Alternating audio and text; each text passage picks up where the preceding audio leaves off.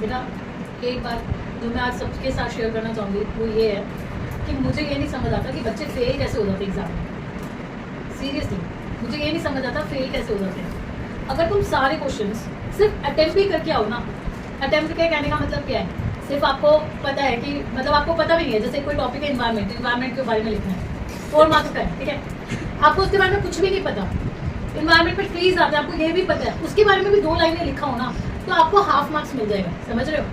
और half half करके बूंद बूंद करके कहते हैं ना सागर बनता है, तो आप पास ना हो ऐसा हो ही नहीं सकता। मुझे ऐसा लगता है कि बुद्धू से बुद्धू बच्चा जो कैपेबल ना हो, पहली बात ऐसा कोई बच्चा नहीं है मेरी नज़र में, हर किसी में कोई ना कोई कैपेबिलिटीज होती है, ठीक है। और अगर तुम बिल्कुल ब्लैंक पेपर छोड़ो वो बात अलग है, बहुत कटिंग वटिंग करो वो बात अलग है। सबसे पहले तो प्रेजेंटेबल करो पेपर को, ऐसा बना के आओ कि हाँ भी कोई पढ़े लिखे बच्चे ने बहुत सुंदर पेपर लिखा, सीरियसली, ठीक है। सुंदर हैंड राइटिंग सबसे पहले अट्रैक्ट करती है। इंटरव्यू में जाते हैं तो जो हमने पहना हुआ है, हमारी ड्रेसिंग सेंस वो हमारे बारे में पहले बोलती है, राइट।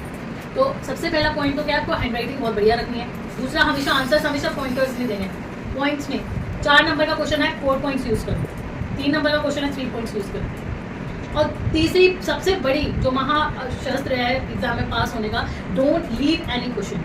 मैथ्स में अगर आपको आंसर नहीं आना, आपको उससे रिलेटेड कोई आइडेंटिटी पता है, आई नो मैं वो बहुत बेकार बोल रही हूँ कि अगर मैं ये नहीं कह रही पढ़ के नहीं जाओ, मैं कह रही हूँ एग्जाम अटेम्प्ट कैसे करना है। अब आप पढ़ लिए जितना पढ़ना था, अब क्या करोगे, अब क्वेश्चन पेपर हाथ में है, तो ये देख के मत डरो कि मेरे को नहीं कौन सा क्वेश्चन नहीं आता, और क्या देख के खुश हो जो मेरे को आता है मुझे उससे अच्छे से पेपर कंप्लीट करना है, राइट। तो आई थिंक अगर आप पेपर नहीं छोड़ोगे ना, कुछ भी चाहे बना के लिख के आओ, समझ आ रही बात। अगर आप पेपर छोड़ोगे नहीं ना, आई गारंटी यू आपको पास तो कोई भी मतलब फेल तो आप खो ही नहीं सकते, ठीक है।